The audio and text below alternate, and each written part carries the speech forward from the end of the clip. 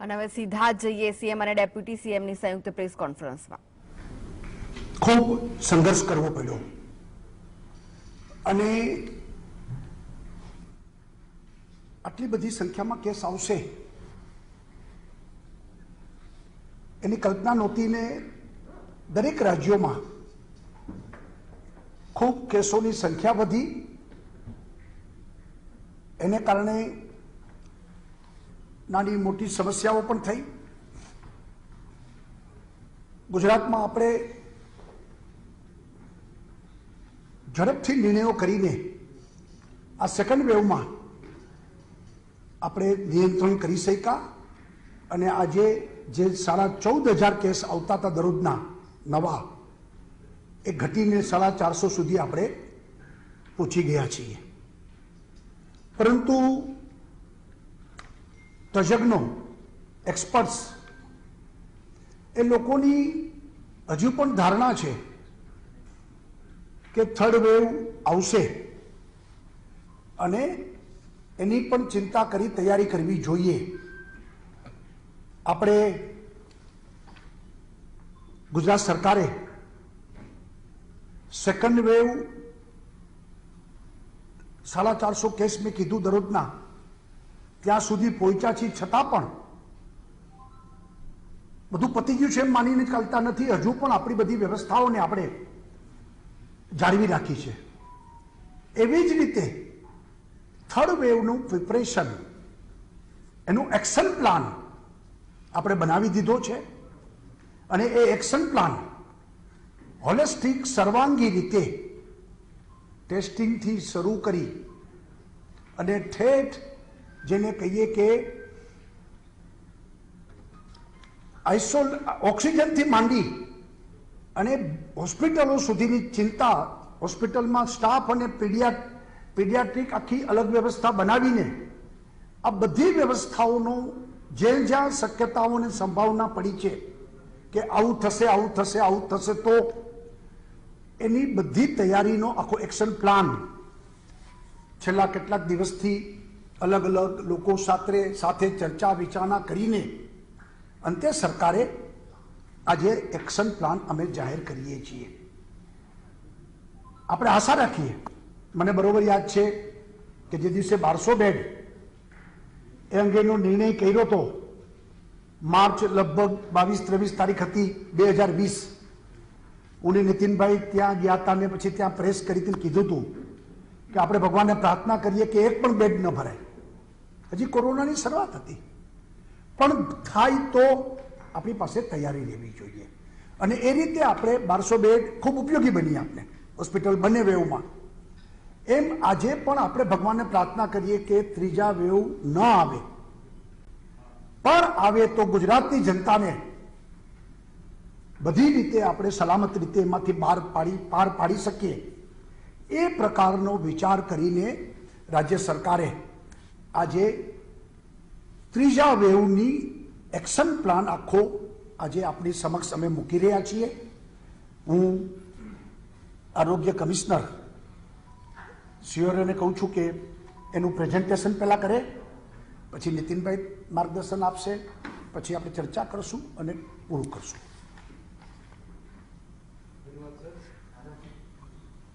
માનનીય મુખ્યમંત્રી શ્રી, માનનીય નાયબ મુખ્યમંત્રી શ્રી,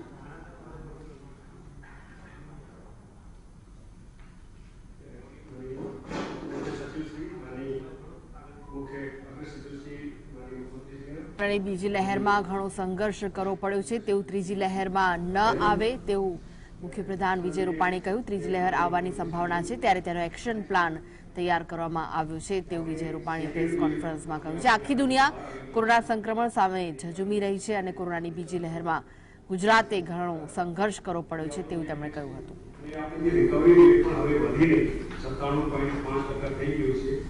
કે હવે આપની સૂચના મુજબની કોર કમિટીમાં દરરોજ પ્રેઝન્ટેશન કરવામાં આવે છે। આ મુજબ સર પહેલી 10મી મેના રોજ આ પ્રથમ વખત આપણા દ્વારા સૂચના આપવામાં આવી કે આપણે આમાંથી સેકન્ડ વેવમાંથી બહાર આવી રહ્યા છીએ, ત્યારે આપણે હવે થર્ડ વેવની દરેકની એક્સપર્ટ્સની આગાહી છે આ માટેની તૈયારીઓ શરૂ કરી દેવી જોઈએ અને આમાં જે સેકન્ડ વેવના અનુભવો રહ્યા છે અને આપણને જે કંઈ મુશ્કેલીઓ પડી હોય તેના કક્ષામાંથી જે ફીડબેક મળે આ બધું આવરી લઈને થર્ડ વેવમાં આપણે એક તો કઈ રીતે આને પેટર્ન કરવું ત્યારથી જેથી થર્ડ વેવ આવે જ નહીં પહેલા તો આ માટેનો પ્રયાસ કરવાનો છે, આ માટેની તમામ તૈયારીઓ કરવાની છે અને કદાચ કેસીસ વધે તો અમે કઈ રીતે પહોંચી વળીએ આ માટેની વ્યવસ્થાઓ કરવી જોઈએ। આ માટે સર તમામ જે પ્રક્રિયા કરવામાં આવી STF સ્ટેટ ટાસ્ક ફોર્સનું પ્રેઝન્ટેશન થયું, ત્યાર પછી સર મલ્ટી સેક્ટર પ્રેઝન્ટેશન થયું, ડોમેન સ્પેસિફિક આપણા જે તજજ્ઞો છે ગવર્મેન્ટ અને પ્રાઇવેટ મેડિકલ કોલેજીસના અને જાણીતા તજજ્ઞો છે એમની મદદથી સર એક્સપર્ટ ટીમની ગઠન કરવામાં આવ્યું। એમના દ્વારા ચર્ચા વિચારણા કરીને એમની પ્રેઝન્ટેશન આપણી સમક્ષ કોર કમિટીમાં 26 મેને રોજ કર્યું અને ત્યાર પછી જિલ્લા કક્ષાએથી કલેક્ટર્સ, ડીડીઓસ અને મ્યુનિસિપલ કમિશનર્સનો અભિપ્રાય મેળવવામાં આવ્યો। એની સાથે 3 વખત વિડીયો કોન્ફરન્સ કરવામાં આવી। અમારા એક વખત માનની સીએસઆરના સ્તરે વિડીયો કોન્ફરન્સ થઈ અને ત્યાર પછી એમના તમામ ફીડબેકના આધારે એમના દ્વારા જિલ્લા કક્ષાના પ્લાન્સ બનાવવામાં આવ્યા। આ તમામ આવરી લઈને રાજ્ય કક્ષાનું પ્લાન થર્ડ વેવ માટેનું બનાવવામાં આવ્યું છે। નેક્સ્ટ હવે પ્રોબેબલ જે થર્ડ વેવ છે આમાં આની ઇન્ટેન્સિટી કેટલી હોઈ શકે, કઈ રીતે તૈયારી કરવી જોઈએ, આમાં ઘણા બધા પાસાઓ ઉપર નિર્ભર કરે છે। આમાં મુખ્ય 4 પાસાઓ છે। એક તો આપણું વેક્સિનેશન કવરેજ કેટલું આપણે વધુ થઈ જાય, પછી જે કોવિડ એપ્રોપ્રિએટ બિહેવિયર આપણે કઈ રીતે જાળવી શકીએ, આમાં લોકોનો ખૂબ સાથ સહકાર મળે જેથી આપણે આ ઇન્ફેક્શન પ્રિવેન્શનમાં ચેનને બ્રેક કરી શકીએ। જે વાયરસમાં મ્યુટેશન્સ થતા હોય છે આનો સતત અભ્યાસ ચાલુ રહે અને વિશ્વના બીજા દેશોમાં અને આપણા દેશના બીજા રાજ્યોમાં કઈ રીતનું આ વાયરસનું બિહેવિયર રહે છે આમાંથી આપણે સતત વાંચ રાખવાની જેથી આપણે તારણ કાઢી શકીએ અને આપણી પૂર્વ તૈયારી કરી શકીએ। જે સ્ટ્રેટેજી બનાવવામાં આવી છે આની મુખ્ય 2 સ્લાઇડ છે એમાં પછી ડિટેલલી હું કરીશ। એક તો આપણે આટલી ફોરકાસ્ટિંગ કઈ રીતે કરવી જેથી આપણને ખબર પડે કે હવે આ દિશામાં વિચારી શકાય કે ખરેખર આ થર્ડ વેવનું કંઈ થઈ રહ્યું છે। આ માટેનું એક એકેડમિક ઇન્ટેલિજન્સ યુનિટ બનાવવામાં આવે અને રાજ્યના તમામ ગામડા સુધી આપણી ટેસ્ટિંગની પ્રક્રિયા સતત ચાલતી હોય, આ ડેટા ભેગા થાય, એનાલિસિસ થાય અને આમાં એક્સપર્ટ્સની પણ ઓપિનિયન દેવામાં આવે જેથી આપણે આગાહી કરી શકીએ અને આ દિશામાં આપણે પ્રયાસ કરી શકીએ। આ માટે સર્વેલન્સ ટેસ્ટિંગ ચાલુ રાખવાનું છે। ઓગમેન્ટેશન ઓફ ઓક્સિજન સપ્લાય આ કઈ રીતે વધારવાનું છે આ પછી વિગતવાર આવશે અને દવાઓની સ્ટ્રેટેજિક સ્ટોક મેન્ટેન કરવું, આપણને જે પણ સમયગાળો મળે આમાં આપણે સારી એવી માત્રામાં પ્રિક્યોરમેન્ટ કરી લઈએ દવાઓનું જેથી આપણે કોઈ તકલીફ ન થાય। ત્યાર પછી વેન્ટિલેટર્સની વ્યવસ્થા, નેક્સ્ટ ઇઝ ડોક્ટર્સ, નર્सेस અને અધર સ્ટાફ, આમાં ખાસ કરીને અટેન્ડન્ટ્સ અને બીજા ક્લાસ 4 સ્ટાફ છે જે પેશન્ટ્સને મદદરૂપ થતા હોય છે એમનું ખૂબ જ અગત્યનો રોલ છે પેશન્ટ કેરમાં। એમની સંખ્યા કઈ રીતે વધારવી, આ સમયગાળામાં એમને તાલીમ કઈ રીતે આપવી, આ રીતના હોસ્પિટલ્સની જ્યારે કેપેસિટી વધારવાની હોય તો આપણે શું વ્યવસ્થાઓ કરવી જેથી આપણે ટૂંકા ગાળામાં બેડ્સ વધારી શકાય। એમાંની સીએમ સાહેબનો એક સીએમ ડેશબોર્ડ છે જેમાંથી આખા રાજ્યના તમામ હોસ્પિટલમાં ફીડ આવતી હતી અને ત્યાંથી સતત મોનિટરિંગ થતી હતી અને ત્યાર પછી આપણે જિલ્લાઓમાં પણ તમામ કંટ્રોલ રૂમ્સ બનાવવામાં આવે છે। આને વધુ કઈ રીતે સુદૃઢ કરીએ અને આ બધા ડેટા ત્યાંથી આવે સ્ટેટ કંટ્રોલ રૂમ સીએમ ડેશબોર્ડમાં અને તમામ રાજ્યની માહિતી હોય અને આના આધારે નિર્ણયો કરી શકાય। પછી જે એક અગત્યની બાબત છે કે બેડ્સની અવેલેબિલિટીની માહિતી એક સેન્ટ્રલ સર્વર ઉપર ઉપલબ્ધ હોય ડેશબોર્ડ ઉપર અને કયા જિલ્લામાં કયા હોસ્પિટલમાં કયા બેડ ખાલી છે તો જરૂરિયાત પ્રમાણે એની સ્માર્ટ રેફરલ સિસ્ટમ ડેવલપ કરવામાં આવે અને દર્દી સીધું એની જરૂરિયાત પ્રમાણે ત્યાં પહોંચે। પછી સંજીવની અને ધન્વંતરી રથ જે ખૂબ જ સફળ આપણો પ્રયોગ રહ્યો છે અને માનનીય મુખ્યમંત્રીશ્રીનું જે સાહેબે શરૂઆત કરાવી હતી અમદાવાદમાં આને લીધે લાખો લોકોને આમાંથી બચાવી શકે ઇન્ફેક્શનમાંથી અને તે સમયસર સારવાર મળી આને લીધે એમની કન્ડિશન ડિટેરિયોરેટ થતા અટકી તો આ એક ખૂબ જ સફળ પ્રયોગ પછી તમામ જિલ્લાઓમાં થયું। તો આનું લાભ કઈ રીતે વધારી શકાય, ટેલિમેડિસિન જે લોકો હોમ આઇસોલેશનમાં છે એમને હોસ્પિટલમાં આવવાની જરૂરિયાત ન પડે, એમને ગાઈડન્સ ઘરે દિશા મળી રહે આ માટેની વ્યવસ્થાઓ કરવી। નેક્સ્ટ આમાં સુધી એક અગત્યનું કદાચ થર્ડ વેવ આવે તો ખૂબ જ અગત્યનું બાજુ છે કે હોસ્પિટલની પૂરતી વ્યવસ્થા હોય, કોઈ માટે બેડ ના ખૂટે।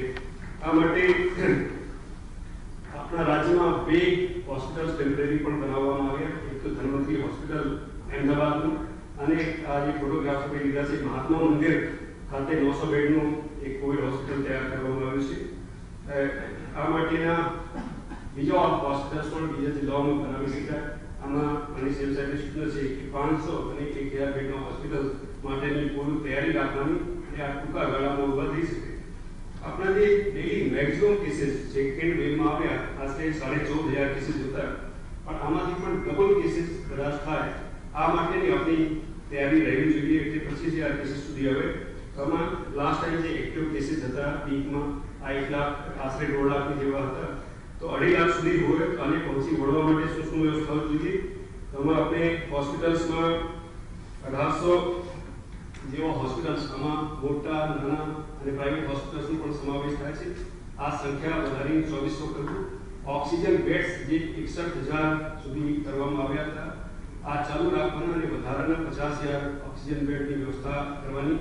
આઈસીયુ બેડ્સ જે આ વખતે સેકન્ડ વેવ વખતે 15,000 હતા આ વધારીને 30,000 કરવા અને વેન્ટિલેટર્સ જે આપણી પાસે 7,000 હતા આ વધારીને 15,000 કરવા. આમાં પીડિયાટ્રિક વેન્ટિલેટર્સનો પણ સમાવેશ કરીને પીડિયાટ્રિક અને નિયોનેટલમાં યુઝ થઈ શકાય એવા વેન્ટિલેટર્સની વ્યવસ્થા કરવી.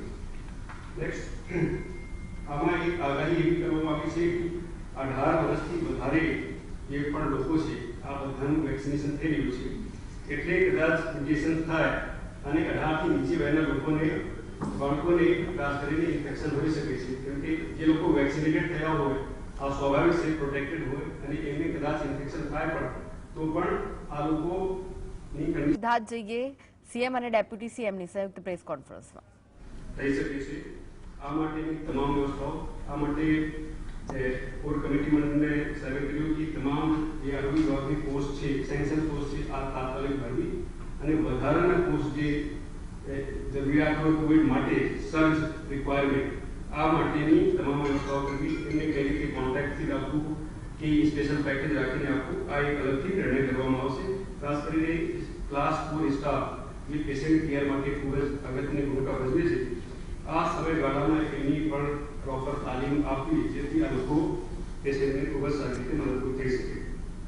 નેક્સ્ટ, ઓક્સિજન વપરાશ આ વખતે ખૂબ જ વધ્યું. જે રૂટીનમાં 40 મેટ્રિક ટન જેવું હોય છે વધીને આશરે 1200 મેટ્રિક ટન જેવું હતું અને આ માટેની તમામ વ્યવસ્થાઓ રાજ્ય સરકારે કરી હતી.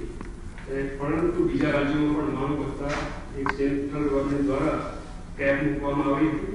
આને લીધે આપણું પીક યુઝેજ કદાચ 1800 મેટ્રિક ટન થાય આમાં આપણે પીએસએ પ્લાન્ટ મોટા પાયે વસાવવા.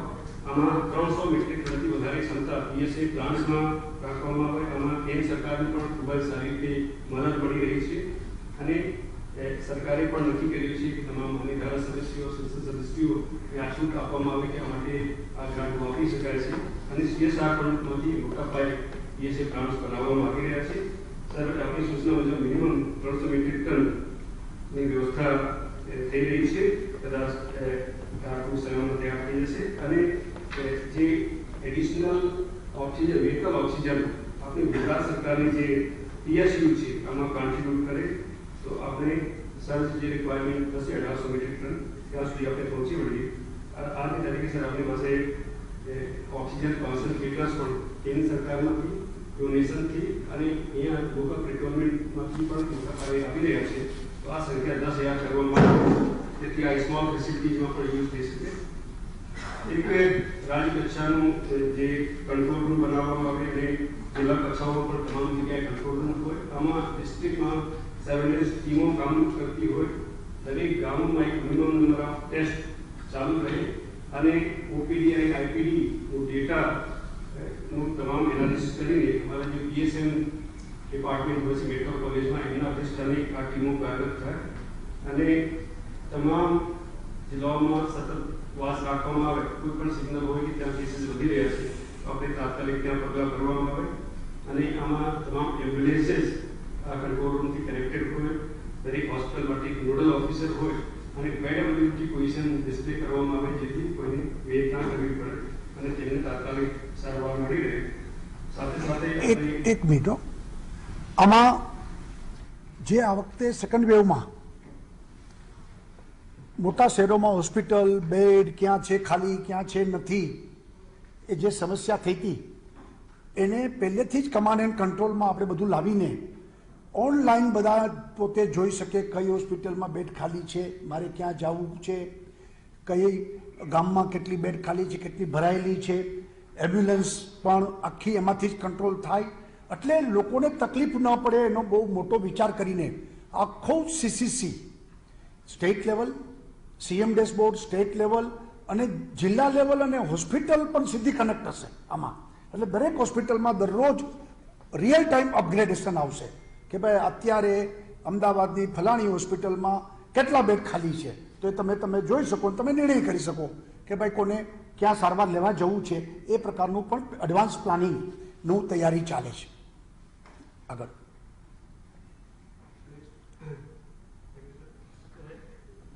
હવે આમાં એક ભારત સરકારની જે ગાઈડલાઇન્સ છે એમાં કલર કોડિંગ સાથેના એલર્ટ માટેના ટ્રિગર્સ નક્કી કરવામાં આવે. આપણે આની તરીકે માહિતી આપણે રાજ્યમાં 1%થી નીચે પોઝિટિવિટી રેટ સતત 1 અઠવાડિયાથી વધારે સમયથી છે અને આપણી બેડ ઓક્યુપન્સી 10%થી પણ ઓછી થઈ ગઈ છે. એટલે આપણે ગ્રીન કલરમાં છીએ.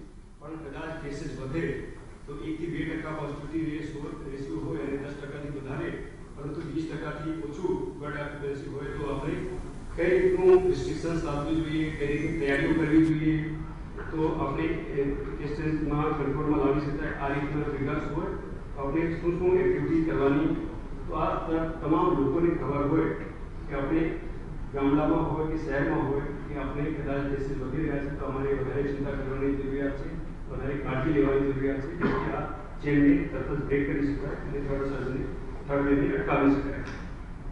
આ રીતના તમામ પેરામીટર્સ નેક્સ્ટ પ્લીઝ એડવાન્સમાં નક્કી કરવામાં આવે છે અને આ માટેની એસઓપીઝ અને કોવિડ એપ્રોપ્રિએટ બિહેવિયર જાળવી રાખવાનું છે. નેક્સ્ટ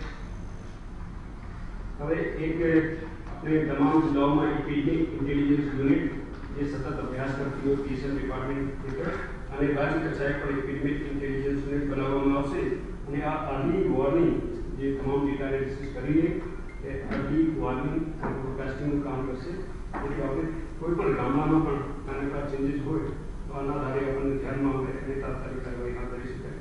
સર્વેલન્સ આ માટે ખૂબ જ નેક્સ્ટ સર્વેલન્સ આ માટે ખૂબ જ અગત્યની વસ્તુ છે. એટલે આપણે જે 14,000 જેવા યુનિટ્સ રિપોર્ટિંગ યુનિટ્સ હતા સેકન્ડ વેવમાં આ વધારીને 21,000 કરવા અને ફીલ્ડ ટીમ્સ વધારીને 21,000ની સાઈડ તૈયાર કરવા. આમાં વોલન્ટિયર્સનું પણ ખૂબ જ અગત્યનું ફાળો છે અને જે ગામ કક્ષાએ લોકોમાં જાગૃતતા આવી છે, સરપંચોનું ઇન્વોલ્વમેન્ટ થયું છે તો આના આધારે આપણી રેપિડ રિસ્પોન્સ ટીમ સતત ફિલ્ડમાં મોનિટરિંગ કરતી હોય છે, ફિલ્ડની મુલાકાત લેતા હોય છે. આ પણ એનું ફીડબેક મેળવે અને આપણે આમાં મોટા પાયે કામ કરીએ. તમામ ગામડાઓમાંથી ડેટા મળે તો આપણને એક ફોરકાસ્ટિંગમાં પણ મદદરૂપ થાય અને તાત્કાલિક પગલાં કરી શકાય. ટેસ્ટિંગ ખૂબ જ અગત્યની બાબત છે. આપણે ગયા વર્ષે જ્યારે શરૂઆત થઈ હતી ત્યારે સેમ્પલ એનઆઈવી પુણે મોકલવા પડતા હતા, પરંતુ આપણે 7 ફરવરી 2020ના રોજ બીજી મેડિકલ કોલેજ ખાતે પ્રથમ લેબ શરૂ કરવામાં આવી અને ત્યારનું આજે વ્યાપ વધારીને આરટીપીસીઆર લેબની સંખ્યા 104 થઈ છે અને તમામ જિલ્લાઓમાં ગુજરાતમાં આરટીપીસીઆર ટેસ્ટિંગની સગવડ ઉપલબ્ધ છે. આપણું ગામ નાનકડો જિલ્લો છે ત્યાં પણ આ સગવડ ઉપલબ્ધ છે. હવે આ વ્યાપ વધારીને તમામ આપણી જે સબ ડિસ્ટ્રિક્ટ હોસ્પિટલ્સ છે 51 આમાં પણ આરટીપીસીઆર ટેસ્ટિંગ શરૂ કરવી, મશીન્સની સંખ્યા વધારવી. નાના સેન્ટર હોય તો અમે એક આરટીપીસીઆર મશીન હોય જેમાં 24 કલાકમાં 400 જેવા ટેસ્ટ થઈ શકે. પણ બીજી મેડિકલ અથવા મેડિકલ કોલેજ અટેન્ડ જે છે આમાં 5 થી 6 મશીનો હોય છે. આપણે 2,000 થી 2,500 સેમ્પલ દરરોજ ટેસ્ટિંગ થતા હોય છે. આ રીતે આપણે પૂરી કરીને પણ ટેસ્ટિંગની સંખ્યા વધારીએ છીએ. પીકમાં સેકન્ડ વેવમાં 1,75,000 ટેસ્ટ કરવામાં આવતા હતા. આમાં આ વધારીને 2.5 લાખ સુધી લઈ જવું અને આમાં આરટીપીસીઆર પણ 70,000થી વધારીને 1,25,000 સુધી લઈ જવું. સીટી સ્કેન આ ખૂબ જ અગત્યનું છે. સીટી સ્કેનમાંથી ઘણી વખત આરટીપીસીઆર નેગેટિવ હોય પણ ફેફસાનું ઇન્વોલ્વમેન્ટ હોય. આ માટે ડાયગ્નોસ્ટિક ટેકનિક તરીકે પણ યુઝ થાય છે કોવિડમાં. આપણે તમામ સબ ડિસ્ટ્રિક્ટ હોસ્પિટલ્સમાં સીટી સ્કેનની સગવડ વધારવી. નેક્સ્ટ વેક્સિનેશન ખૂબ જ અગત્યનું છે.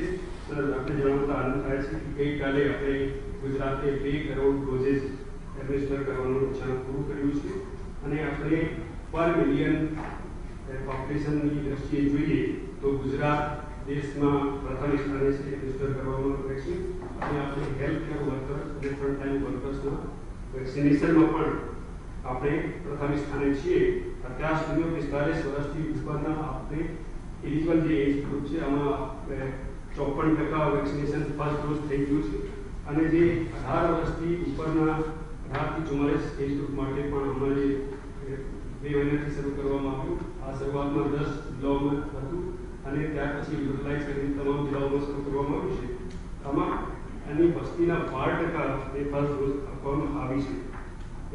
તમામ ઇલેક્ટેડ રિપ્રેઝેન્ટેટિવ્સ, NGOs, સોશિયલ અને રિલિજિયસ લીડર્સ આમાં ખૂબ જ અગત્યની ભૂમિકા ભજવશે. એમને ઇન્વોલ્વમેન્ટ કરવામાં આવશે અને જે વધારે વલ્નરેબલ છે, પ્રેગ્નન્ટ વુમેન હોય, નાના બાળકો છે, એમના જે કરેન્ટ છે એમને પ્રાયોરિટી આપીને વેક્સિનેશન કરાવી. અને મારી મીડિયાના લેક્ચરે ખાસ વિનંતી છે કે ઘણી વખત એવી નાનકડી ઘટનાઓ બનતી હોય છે પણ આમાં રિપોર્ટિંગ આપણા તરફથી થોડી કાળજીપૂર્વક લેવાય. આપણે જે જાતની ભ્રાંતિઓ ફેલે છે આપણે અટકાવી શકીએ. આજે પણ કેટલીક રિપોર્ટ્સ હતી આની કોઈ આડઅસર થઈ શકે છે. આપણે થાય અને મોટાભાગે પત્રકાર મિત્રોએ પણ વેક્સિન લીધી છે. આપણે બધાને રિક્વેસ્ટ છે કે આમાં સહકાર મળે. આપણે એડવોકેટ આપણે કરી શકીએ. ધન્વંતરી અને સંજીવની રથની સંખ્યા આપણે વધારવી અને ધન્વંતરી રથમાં આનો એવરેજ એક ધન્વંતરી રથ દરરોજ 75 જણાની સ્ક્રીનિંગ કરે છે અને સંજીવની રથમાં જે સારવાર આપવામાં આવે છે એક સંજીવની રથમાં આશરે 18 થી 30 જણાની સારવાર આપવામાં આવે છે. આનો વ્યાપ વધારવો. આ આપણે વોઇસ જે સર્વિસીસ આપવામાં આવે છે એટલે લોકોને હોસ્પિટલ સુધી આવવાનું